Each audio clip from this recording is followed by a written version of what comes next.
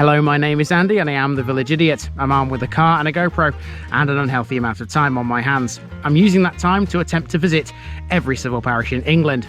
You're watching the West Lindsey series. This is one of the 9 districts of Lincolnshire and one of the county's most rural. It has 128 civil parishes. Let's see which one this episode's all about.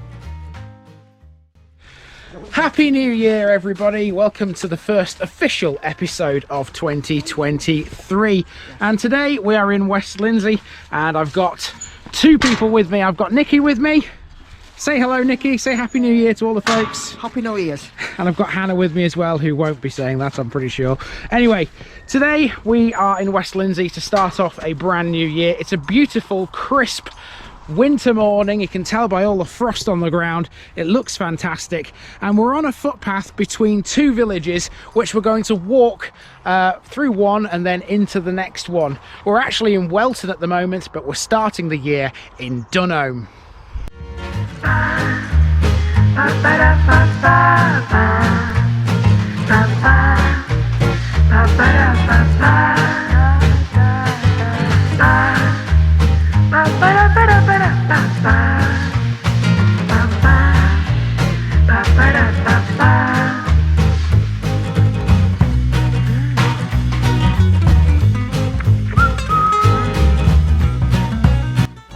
The West Lindsey series is sponsored by Gainsborough Cycles 01427 617 752.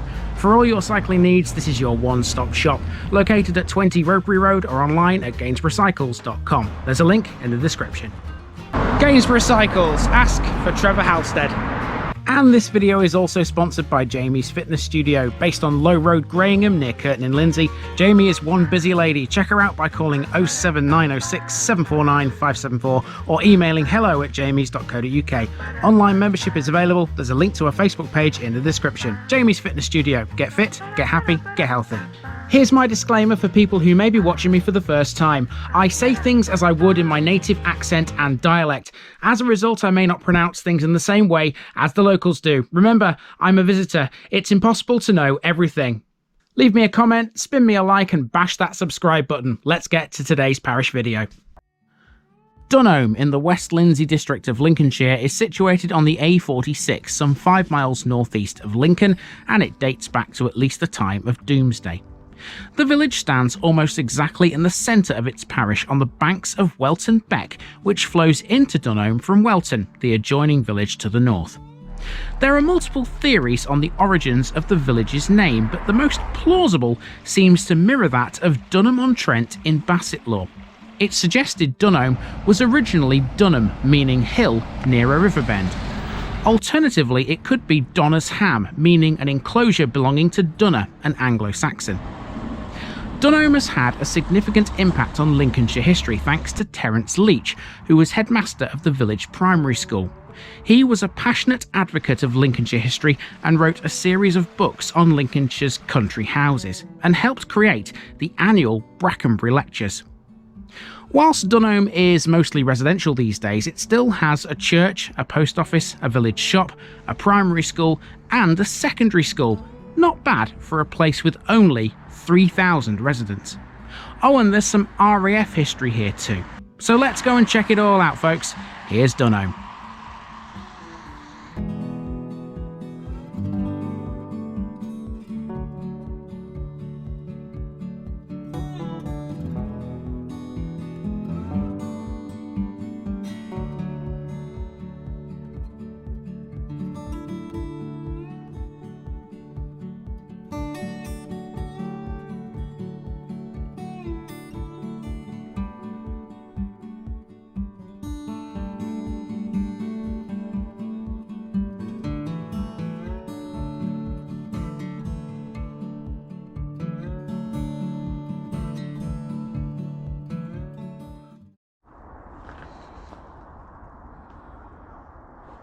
Bit frozen.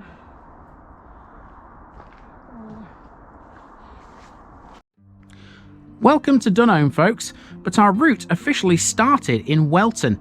There's a reason for that, because this is only part 1 of what was a massive walk. Our first landmark in Dunholme is Dunholme Pond, which is a popular fishing venue, leased to the Lincoln and District Angling Association. After some much-needed renovation work, this 10-peg venue opened in August 2020. Roach, rudd and small carp are frequently caught here. Overlooking the pond is a phone mast. We don't generally get up close and personal with these, but I took the opportunity to here. A right turn then takes us over a pretty, crystal clear stream, often incorrectly referred to as Dunholme Beck, but officially this is Welton Beck for its entire length. And the footpath eventually leads us to Ryland Road, one of the main routes between Welton and Dunholme, and one which features a landmark or two. So it's about -2, -3 at the moment. I must be mad doing this still in this weather, but you know. You must be mad to come out with you and all. I'm wrapped up like a babushka. I'm frozen. Yeah, well, maybe so, Nicky, but you know, it's going to get warmer later, so hopefully some of this ice and frost will disappear. And anyway, later on we're going to be in a pub, and you're definitely going to be warmer in there. Now in terms of landmarks, we've just seen the pond and the beck, obviously. Our next major landmark is the church, but on the way we need to pass a couple of other things.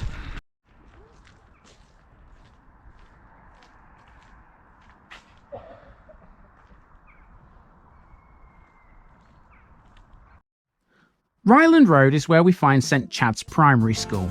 This is the modern school, but Dunham has had more than this in its time. Stick with us, folks. There's a bus stop outside the school. You can catch 3 services here, including the number 12, which, right on cue, came right past us here. Now we turn onto Watery Lane, quite an apt name because Welton Beck crosses the road at this ford. This isn't the only ford in Dunham either. You might have noticed the village sign here features a cross which shows water crossing a road, and now you know why. Not far away from the ford, Watery Lane becomes Holmes Lane, and that's where we find St Chad's Church, a Grade 1 listed building built in early English style. Perhaps its most notable feature would be its rood screen, which was carved by the Congolese sculptor Mohammed Thomas Phillips. Keep that name in mind for next week. Okay, so we've arrived at the church, which is where I'll be losing Nicky and Hannah temporarily because they're going to be doing one of their cemetery videos. Nicky's going to be doing... Oh, is the church open? Oh, cool. Let's have a look inside the church just before I go any further. Church open during the day. Well, it's definitely the daytime, even if it is early morning. Watch my step. Okay. Here we are then, inside St Chad's. Yes, I must apologise for that. It's slammed shut. It does say heavy door on it, so I probably should have been careful. Never mind. Okay, so here we are inside St Chad's Church. Let's have a little look around in here. Let's go into the chancel. Here's the organ. To the left. To the right, there's an effigy here. Let's see if we can read what this says. And get down side of these pews. The above monument to the memory of Robert Grantham Esquire, founder of the Dunholme charity, was restored in 1857 by Weston Craycroft Amcotts Esquire, to whose ancestor John Craycroft of Wisby, that's in North Kesteven, son of... I can't really read this bit because it's too dark. But it mentions something about Hackthorne in 1616 at the bottom. So I've read most of that. It's difficult to read in the dark. So that's what that is. Let's go to the window at the end. Nice bit of stained glass there for all the people out there who like a bit of stained glass. Nicky's started making her video now. Let's come across here.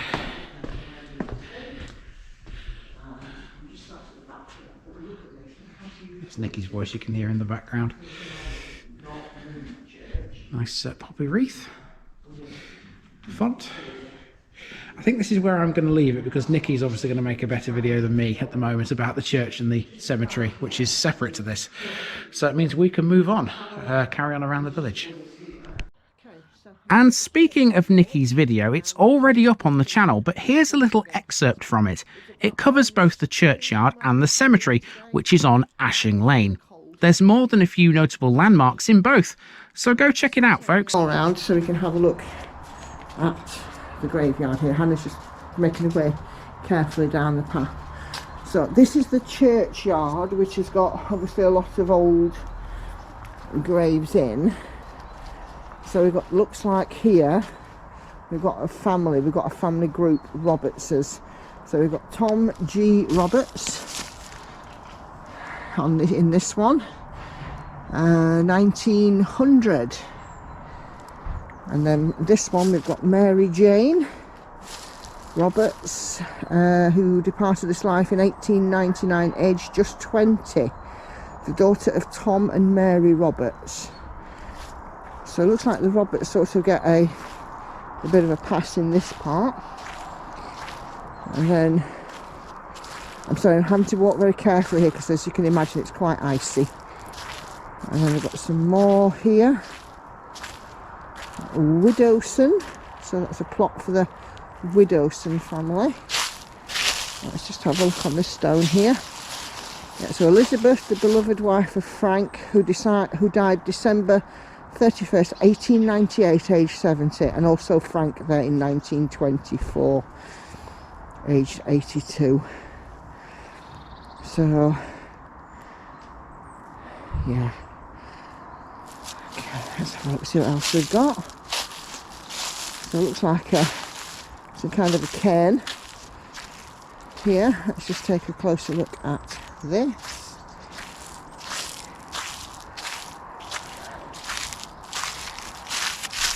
It says Dunholme Cairn 2000. So obviously this was built to celebrate the millennium. I'd stick some lights on that and have a treat, although it looks like it's dressed for Halloween at the moment with all the spider webs.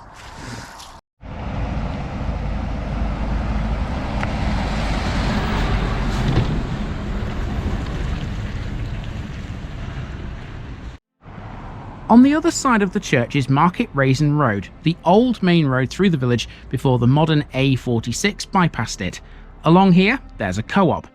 This used to be a pub called the Lord Nelson, which had been in the village since 1823. Its loss was felt quite heavily amongst the locals. Nonetheless, it does provide the village with a good retail outlet, and outside we have a post box, this one bearing the cipher of George V. While we're talking about old buildings, over the road is an old junior school which was built in 1864. It's been a community centre since 1982. Then we have the village green, a small triangle of grass with the War Memorial in its centre. This was built by Bowmans of Stamford in 1920.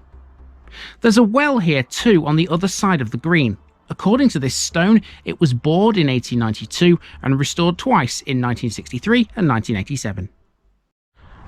Okay, so we've seen one ford already. We're about to see another one at the beginning of the next section. Just a mention of Dunham Cattery here before we see that. It's this house here along Market Raisin Road. So let's go and find that other ford.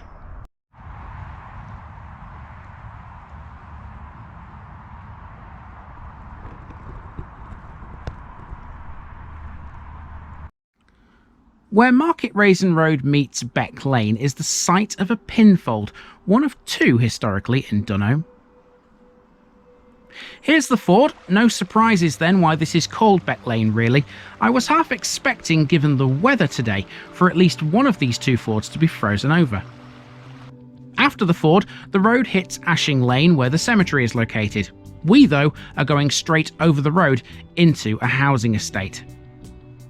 This is Nursery Close, an area of new housing which has been built in recent decades. It's not the only new area of the village either. Dunholme continues to grow. As such, the village has become a popular place for commuters to live. The estate contains this pond and eventually leads to Scothan Lane. Scothan Lane was cut into two pieces when the A46 bypass was built. Off it is Four Seasons Close, named after the now demolished Four Seasons Motel. Okay, so we've just come down another footpath which links Scothan Road to Lincoln Road. which is, well, not quite Lincoln Road because that's Lincoln Road, this isn't. But even so, it's close enough. And the fact it's come through a wooded area gives me a chance to talk about another wood called the Co-op Wood, which is to the south of the village, just off the A46. And this also gives me a chance to mention a new video feature which you'll see on occasion this year, and that's called the special section. And in fact, in this episode you're going to get not just one special section, but you're going to get two, which will be a rarity, just so you know. Normally one will be what I go with. So you'll have one special section here for Co-op Wood, and you'll have another one for RAF Dunholme Lodge. To the south of the A46 is Ashing Lane Nature Reserve, a large site which is made up of areas of woodland and meadows of differing ages. It was created by volunteers on what was once agricultural land. Watts Wood and Pickering's Meadow came first in the 1990s, and soon others followed. In 2009, the local landfill tax credit charity Wren bought adjacent land for the Lincolnshire Wildlife Trust to create new meadows and also Monk's Wood. The final area is known as Co-op Wood. It was purchased by Lincolnshire Cooperative Limited in 2012 to celebrate its 150th anniversary. Whilst most of the woods here are dry, Co-op Wood is a wetter habitat where willows thrive. As a result of that, an area of it is dedicated to growing willow purposely for basket weaving and for willow sculptures.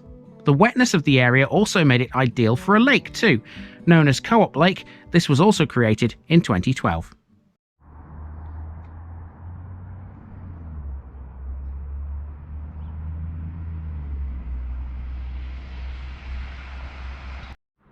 Whilst generally residential, Lincoln Road does have a few bits and bobs, including this hair salon, Essential Looks, opposite another small village green. Like Market Raisin Road, Lincoln Road is the old main route through the village, so if you follow it, you'll end up back at the Co-op, just on the other side. I reconvened with Nikki and Hannah there, and our next job was to leave a TVI card on the notice board, which Hannah duly did, despite stuffing her face at the same time. Next, we headed for Honeyholes Lane via the other little green, Mannering Close, which is where the village sign in today's thumbnail is located. It's also worth noting that this green is where Dunholme's Christmas tree is sited every year, and on the Christmas theme, the village holds an annual market too. Honeyholes Lane then next, and it's a long straight road which runs to the west.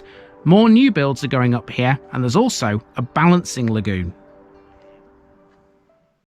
Okay, so Hannah's just made me laugh no end here, because as you can see on this pond there are plenty of sticks and stones that people have tried to throw in to break the ice, and apparently because they've not broken the ice, they're not throwing them hard enough. My daughter, the legend in her own lunchtime.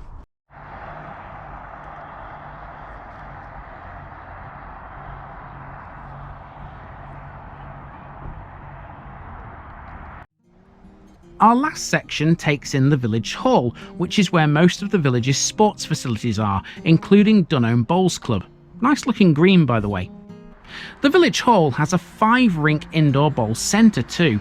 There are also tennis courts here, and there's a football pitch, making Dunholme quite the envy of its neighbours sports-wise. Just after the village hall is a small industrial estate, where a public footpath takes us to the sports field of a secondary school. William Farr School opened in 1952, originally as a secondary modern.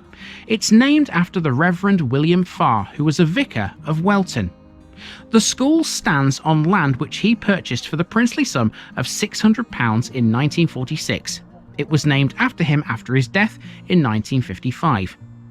The school acquired comprehensive status in 1972, became a specialist technology school in the year 2000, and a science college in 2007.